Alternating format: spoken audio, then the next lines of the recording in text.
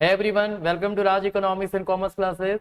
मैं हूं नीरज कुमार और आज मैं आप लोगों के बीच आ गया हूं 45 डे चैलेंज का डे नंबर 11 को लेकर के। मुझे पता है 2 दिन बीच में गैप रह गया, बट मैं उस गैप को मैं पूरा कर लूंगा, आपको टेंशन नहीं लेना है, क्योंकि टारगेट है हमारा यूजीसी नेट 2024, है ना। और आज के इस टॉपिक में हम लोग इंडस्ट्रियल पॉलिसीज इन इंडिया के बारे में पढ़ेंगे, ठीक है ना। जितने भी इंडस्ट्रियल पॉलिसीज इंडिया में आए हैं सभी के बारे में वन बाय वन डिस्कस करेंगे। आपको पता है इंडिया जब आजाद हुआ था इंडस्ट्रियल सेक्टर बहुत बैकवर्ड था इंडिया का, ठीक है। तो इंडिया का जो ये बैकवर्डनेस था इंडस्ट्रीज के सेक्टर में, उसे इंप्रूव करने का नीड था। तो क्या किया गया भाई? तो देखिए, सबसे पहला क्या है ना, इंडस्ट्रियल पॉलिसी रेजोल्यूशन 1948 आया, ठीक है, जो कि अनाउंस हुआ था कब? 8 अप्रैल 1948 को, ठीक है। कहता है ये इंडिया का पहला इंडस्ट्रियल पॉलिसी ही नहीं, बल्कि ये वो पॉलिसी था जिसने ये डिसाइड किया कि इंडिया का इकोनॉमिक सिस्टम कैसा होगा, मिक्स्ड इकोनॉमी का होगा, ठीक है। तो हम लोग कह सकते हैं this is the first economic policy also. Industrial policy के साथ साथ ये फर्स्ट इकोनॉमिक पॉलिसी भी है हमारा इंडिया का, राइट। इसी इंडस्ट्रियल पॉलिसी में it was decided that India will be a mixed economy, मतलब जहां पे प्राइवेट और पब्लिक दोनों सेक्टर पाए जाते हो, ठीक है, जहां दोनों का को एग्जिस्टेंस होता हो, है ना। इसके कुछ हाईलाइट थे इंडस्ट्रियल पॉलिसी रिजोल्यूशन 1948 के। वो क्या था? पहले कि इंडिया मिक्स्ड इकोनॉमी होगा, ठीक है। कहता है some of the important industry were put under central list. कुछ इंपॉर्टेंट इंडस्ट्रीज थे उसे किस में डाल दिया गया? सेंट्रल लिस्ट में, मतलब उसका इस्टेब्लिशमेंट, उसका मैनेजमेंट सब सेंट्रल गवर्नमेंट के अंतर्गत आएगा। वो क्या है? Coal power, railway, civil aviation, arm and ammunition, defence वगैरह वगैरह, ठीक है।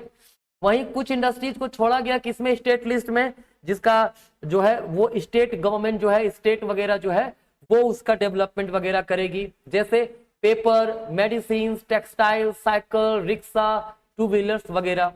और रेस्ट जो इंडस्ट्रीज बच गए, ठीक है, वो प्राइवेट सेक्टर के लिए ओपन कर दिया गया, लेकिन कंपलसरी लाइसेंस के साथ, मतलब लाइसेंस लेना अनिवार्य होगा, ठीक है ना। कहता है there was a 10 years period of review of the policy. कहा गया 1948 का जब इंडस्ट्रियल पॉलिसी रिजोल्यूशन आया, तो कि इसके 10 साल के बाद फिर से इंडस्ट्रियल पॉलिसी का रिव्यू किया जाएगा, ठीक है। क्लियर है? मतलब फिर से 1958 में इसका रिव्यू होगा, लेकिन हुआ ऐसा नहीं, क्योंकि नया पॉलिसी जो आया इंडस्ट्री से रिलेटेड वो 1956 में ही आ गया। तो सेकेंड इंडस्ट्रियल पॉलिसी जो है वो इंडस्ट्रियल पॉलिसी रिजोल्यूशन 1956 है, या पर इसको सिंपली आईपीआर 1956 भी हम लोग कहते हैं, ठीक है। ध्यान रखिएगा, ये एक ऐसा इंडस्ट्रियल पॉलिसी था जो बहुत बड़ा चेंजेस लाया था इंडस्ट्रीज के सेक्टर में। क्या किया गया था? सबसे पहला काम किया गया था रिजर्वेशन ऑफ इंडस्ट्रीज। इंडस्ट्रीज को 3 पार्ट में क्लासिफाई किया गया, स्केड्यूल ए, स्केड्यूल बी, स्केड्यूल सी, ठीक है ना। स्केड्यूल ए जो है उसमें 17 इंडस्ट्रीज को रखा गया, ठीक है, जिस पर कंप्लीट मोनोपोली सेंटर का होगा। किसका मोनोपोली होगा? सेंटर का। सेंट्रल गवर्नमेंट ही उसका स्टैब्लिशमेंट वगैरह करेगी, ठीक है। इसी कारण से इसको सेंट्रल पब्लिक सेक्टर अंडरटेकिंग्स कहा गया, जिसे बाद में हम लोग पीएसयू जानते हैं, पब्लिक सेक्टर अंडरटेकिंग्स, ठीक है ना।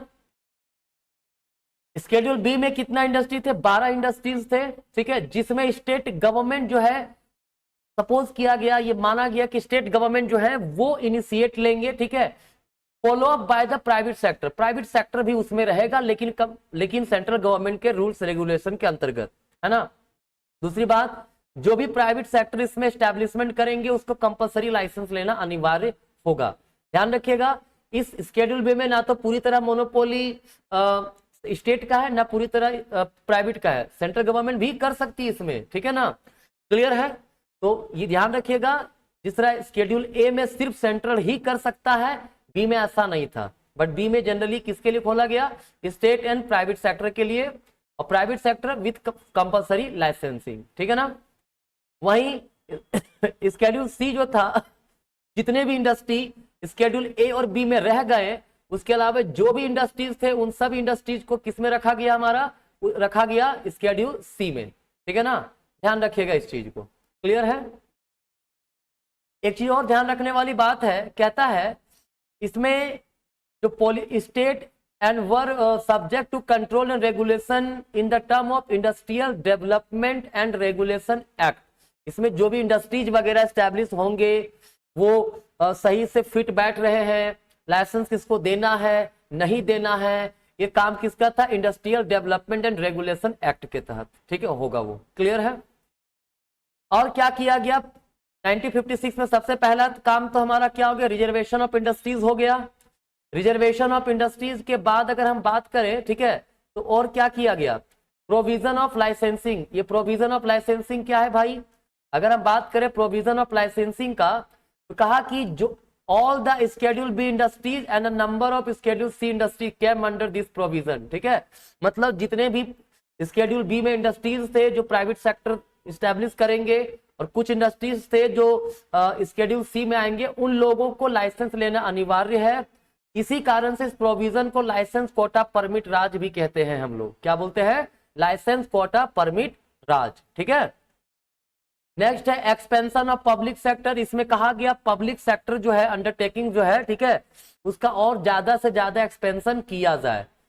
फिर रीजनल डिस्पैरिटी, कहता है रीजनल डिस्पैरिटी जो था इंडिया में उसको दूर करने के लिए कहा गया कि जो पीएसयूज हैं वो कंपैरेटिवली बैकवर्ड और अंडर डेवलप्ड रीजन्स में आएंगे, ठीक है ना, वहां स्टैब्लिश होंगे।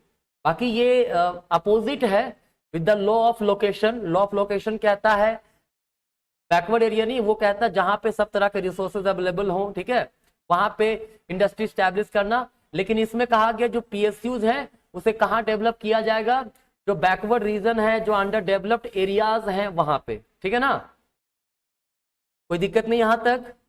और क्या कहा गया, इंफेसिस ऑन स्मॉल इंडस्ट्री, जो छोटे मोटे इंडस्ट्रीज थे उसको और ज्यादा से डेवलप तेजी से किया जाए, ये प्रोविजन था 1956 में।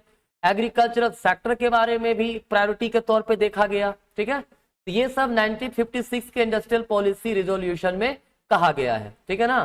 ध्यान रहे, आप अगर ये उम्मीद रख रहे हैं कि मैं बहुत डिटेल में जा रहा हूं तो नहीं, क्योंकि एग्जाम नजदीक है, मैं क्विक रिवीजन करवा रहा हूं। हर वीडियो में मैं ये बात फिलहाल बोल रहा हूं आपको, बट फिर से आज मैं बता दिया, ठीक है।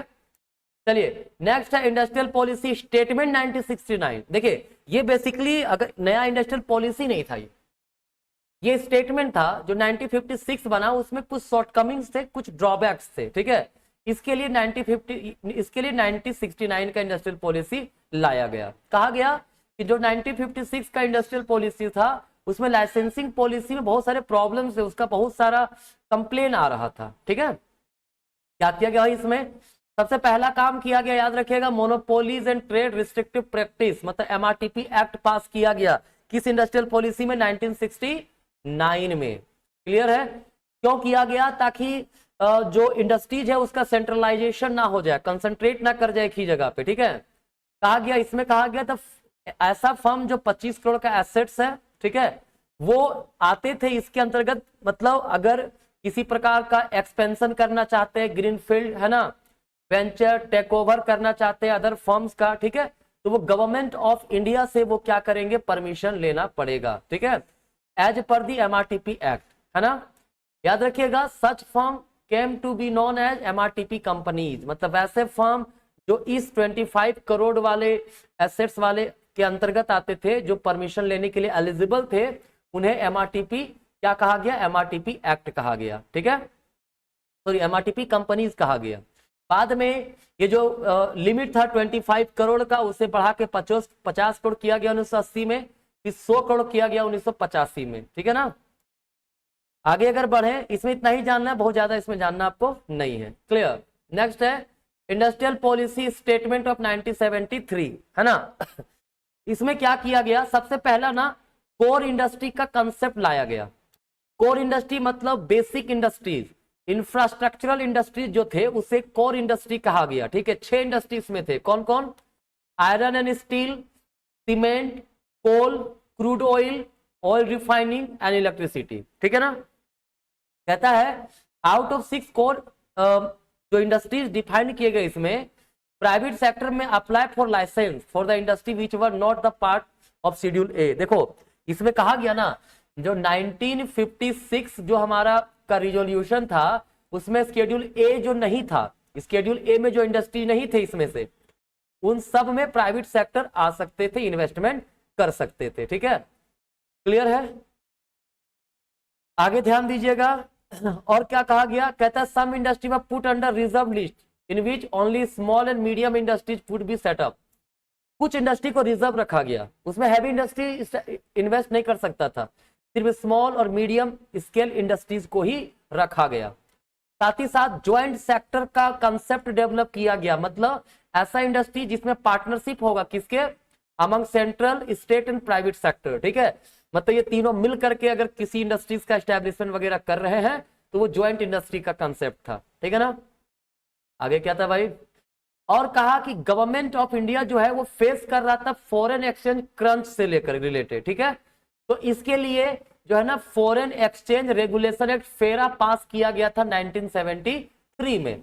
बहुत लोगों ने इसे ड्रैकोनियन कहा गया है। ठीक है, मतलब जिसने हैम्पर किया किसको, growth and modernisation of Indian industries को। कुछ एक्सपर्ट इसको जो है ड्रैकोनियन बोला गया है। ठीक है, मतलब इनका कहना था कि ये पैरा एक्ट आने के कारण बहुत सारे रुकावटें आई है इंडस्ट्रीज के डेवलपमेंट में। ठीक है, नेक्स्ट है unlimited permission to foreign investment was given. कुछ मतलब मल्टीनेशनल कॉर्पोरेशन वगैरह जो थे उन्हें क्या किया गया, उन्हें एक परमिशन दिया गया कि वो फॉरेन इन्वेस्टमेंट जो है वो यहाँ मतलब फॉरेनर यहाँ पे इन्वेस्ट कर सकते हैं। ठीक है, ध्यान रखिएगा, यहां तक कोई दिक्कत नहीं है। नेक्स्ट है इंडस्ट्रियल पॉलिसी स्टेटमेंट 1977। ठीक है, ये जो हमारा इंडस्ट्रियल पॉलिसी का ये स्टेटमेंट है 1977 का, इसमें क्या कहा गया भाई, इंडस्ट्रियल पॉलिसी स्टेटमेंट जो हमारा है 1977। ठीक है, ये एक्चुअली में इसलिए आया ना चूंकि उस समय एक मतलब इंडिया में पॉलिटिकल इनस्टेबिलिटी आया था, पहली बार जनता गवर्नमेंट जो है वो गवर्नमेंट में आई थी, रूल में आई थी। ठीक है, इसने क्या किया, फॉरेन इन्वेस्टमेंट जो था ना अननेसेसरी एरिया में पूरी तरह प्रोहिबिट कर दिया। ठीक है, मतलब जो 1973 में बहुत सारे ऐसे इंडस्ट्री जिसको अलाउ किया गया था कि आप आकर के यहाँ इन्वेस्ट कर सकते हैं, उनको मना कर दिया गया। ठीक है, मतलब प्रैक्टिकली अगर बोला जाए तो ये एक ऐसा पॉलिसी था, इसमें नो टू फॉरेन इन्वेस्ट कहा, मतलब फॉरेन इन्वेस्टमेंट नहीं होगा। ठीक है, ये बड़ा विचित्र हो गया। ठीक है, emphasis on village industries with a redefinition of the small and cottage industries।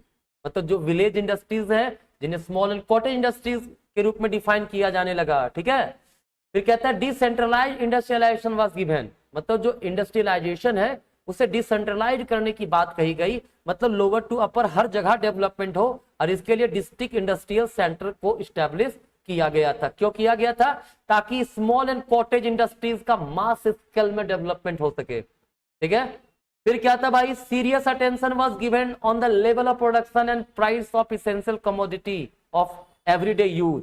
जो एवरीडे यूज का कमोडिटी है उसका प्राइस क्या है, प्रोडक्शन क्या है, इस पर बहुत स्पेशल ध्यान देने की बात कही गई। ठीक है, आगे क्या था, आगे था इंडस्ट्रियल पॉलिसी रिजोल्यूशन 1980। देखो 1980 में फिर से आया है ना, इसमें क्या कहा गया, मेनली देखो इसमें कहा क्या गया ना, रिवाइज था, क्योंकि नया गवर्नमेंट फिर से आ गया, मतलब पुराना गवर्नमेंट जो था वो फिर से आ गया था। ठीक है, तो उसने फिर से इंडस्ट्रियल पॉलिसी रिजोल्यूशन ले आया 1980।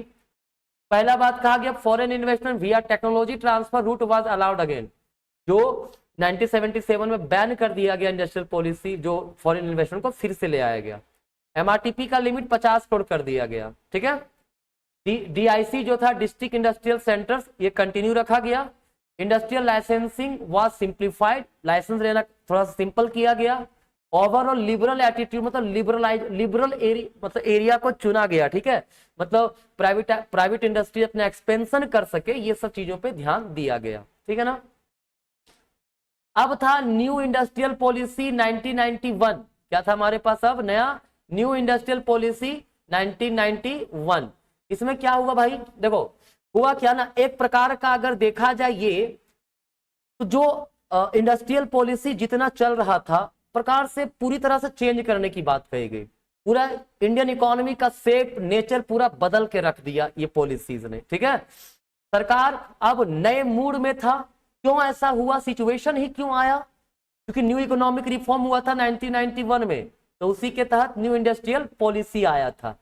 ऐसा हुआ इसीलिए था ना क्योंकि 1991 में खतरनाक क्राइसिस से गुजर रहा था, सरकार बहुत सारे अनफेवरेबल सिचुएशन से गुजर रहा था। क्या भाई, गल्फ वॉर के कारण जो ऑयल प्राइसेस था वो काफी ज्यादा बढ़ गया था, ठीक है, और काफी ज्यादा बढ़ने के कारण जो फॉरेन रिजर्व था वो काफी ज्यादा बढ़ गया, क्योंकि हमें ऑयल खरीदना पड़ता है काफी ज्यादा, तो जो रिजर्व था वो घट गया।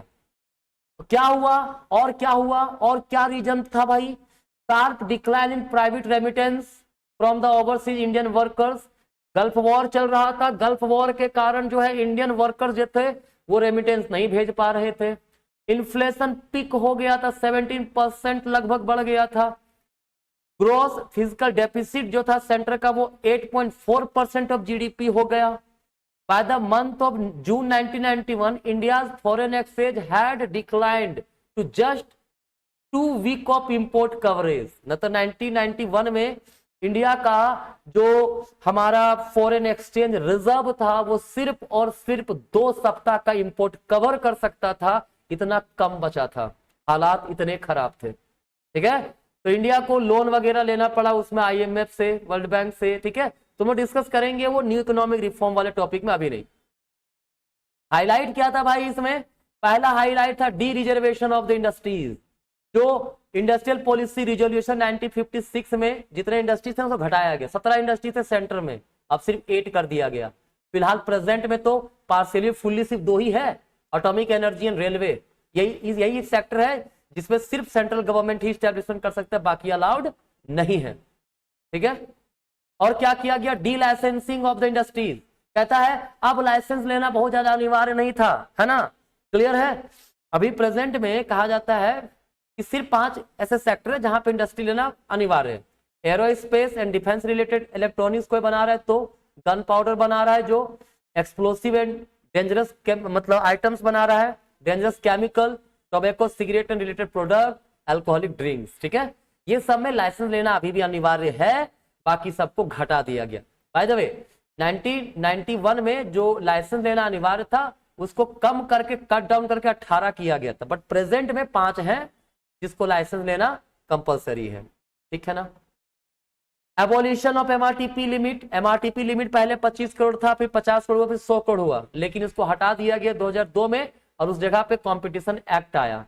एमआरटीपी एक्ट एमआरटीपी कमीशन के द्वारा चलता था, फंक्शन होता था, अब कंपटीशन एक्ट कंपटीशन कमीशन के द्वारा फंक्शन होता है, ठीक है।